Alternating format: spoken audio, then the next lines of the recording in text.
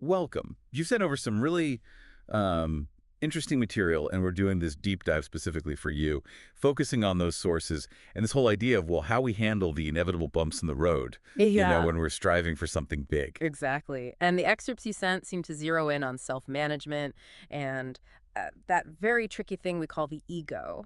So our mission today really is to dig into these Yeah, ideas. pull out what's useful. Right, extract some insights on how to actually understand failure, maybe learn from it, and crucially, keep going. And we'll definitely be looking at how ego can, well, sometimes get in the way. Or sometimes help. Mhm. Or mostly hinder. Mostly hinder, based on these sources. It seems that ego can make dealing with failure much harder. Because it's pretty much a given, isn't it? If you're aiming high, pushing boundaries. You're going to hit setbacks. Exactly. So the real question is, how do we not just, survive those moments, but actually use them, learn from them, maybe even grow because of them? How do we shift our view so that a setback isn't the end, but something else? A catalyst? Maybe. Okay, so let's unpack this. A key point right at the start from your sources is simply accepting that failure is, well, part of the deal. It really is. It's a fundamental part of any big undertaking. The material you shared brings up that great Benjamin Franklin quote, something about drinking the whole cup. Ah, yes. Those who drink to the bottom of the cup must expect to meet with some of the The dregs. dregs, yeah. It's such a grounded way of putting it. If you're really going for it, you're going to encounter some, well, unpleasantness. It just normalizes it. It does, and it connects nicely to that Joseph Conrad quote also mentioned.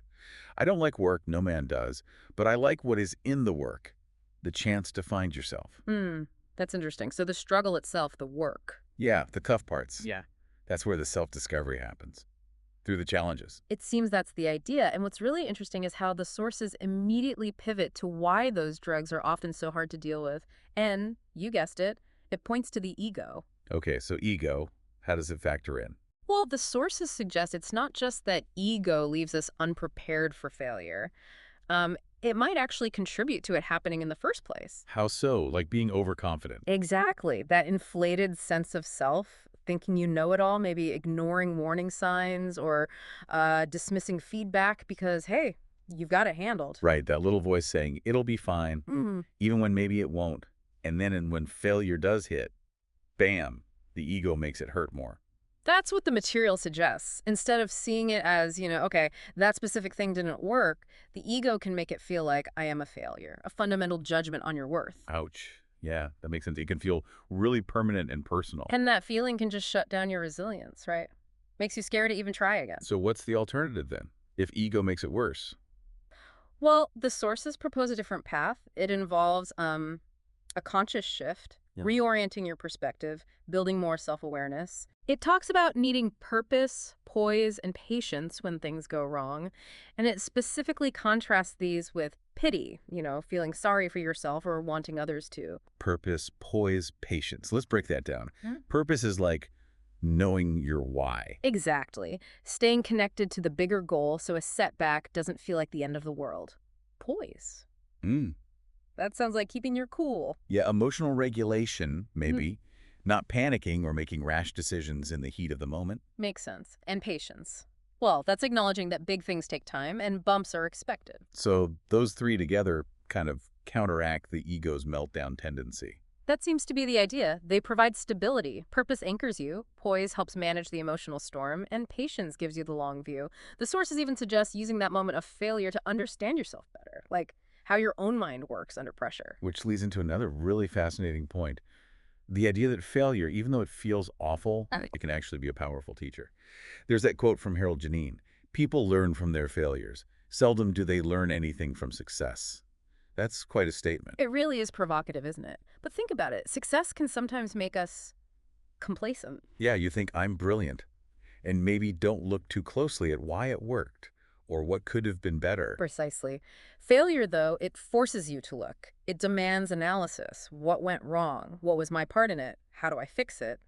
The lessons are often much more direct, stark, even. And that connects to that old Celtic saying mentioned: see much, study much, suffer much, that is the path to wisdom. Right. It frames suffering or difficult experiences not as something to avoid at all costs, but as, well, almost necessary for true understanding. So failure isn't an endpoint, but potentially A path. A path to wisdom, yeah. It's about consciously shifting how we see it, from disaster to data, valuable data, potentially. Okay, that reframing is powerful. Now, the material also paints this picture of a continuous loop, sort of a cycle. Ah, yes, the dynamics of striving. Right. Goes something like aspiration leads to success, Mhm. and also adversity. And success can create its own adversity, maybe new challenges, but also new ambitions. And then adversity can loop you back around to aspiration, maybe stronger this time, leading to more success. It's a really helpful visual, I think, because it normalizes the whole up and down nature of pursuing anything meaningful. It reminds you that wherever you are right now, success, setback, starting again, it's just a point on that continuum. Everyone's on that cycle somewhere. Exactly. So if you're in a tough spot, it's not the end, it's just a phase, part of the process. And to make it less abstract, the sources toss in a couple of quick examples. Winston Churchill, during that period where the book about him was literally called Alone. Facing incredible odds against fascism, yeah. Right. And he eventually triumphs, but then faces totally different political battles later on. And then there's Katharine Graham taking over the Washington Post. A huge challenge in itself. And then her son, Donald, having to navigate the absolute disruption of the newspaper industry later. And the point made is simple. Both made it through. So can you.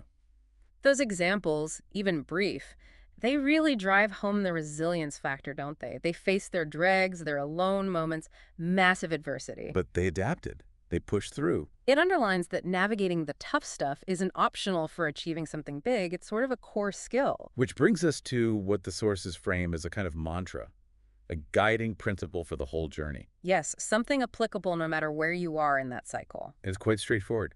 Not to aspire or seek out of ego, to have success without ego, to push through failure with strength, not ego. It pulls it all together very neatly, doesn't it?